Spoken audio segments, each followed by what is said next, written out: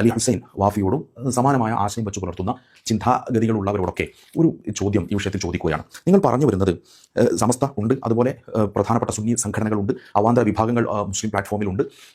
ഇവരുടെയൊക്കെ മുകളിൽ കാര്യങ്ങൾ നിയന്ത്രിക്കാനും തീരുമാനങ്ങൾ പറയാനും ഒക്കെ ഒരു സുപ്രീമസി, അതാണല്ലോ നിങ്ങൾ പാണക്കാട് തങ്ങൾ എന്ന് പറഞ്ഞ് ഇപ്പോൾ ഇങ്ങനെ പുലമ്പിക്കൊണ്ടിരിക്കുന്നത്.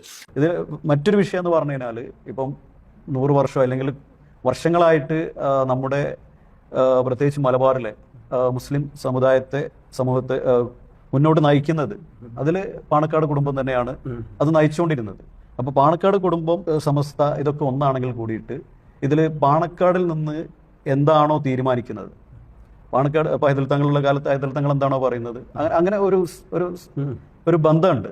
കാരണം പാണക്കാട് നിന്ന് എന്താണോ പറയുന്നത് അതെന്ത് കാര്യമാണെങ്കിലും അതിലുറച്ചു നിൽക്കാൻ ഞാൻ പറയുന്നത്, അതിലുറച്ചു നിൽക്കുന്ന ഒരു ആളുകളാണ് സമസ്തയാണെങ്കിലും മറ്റുള്ള ആളുകളൊക്കെയാണ്.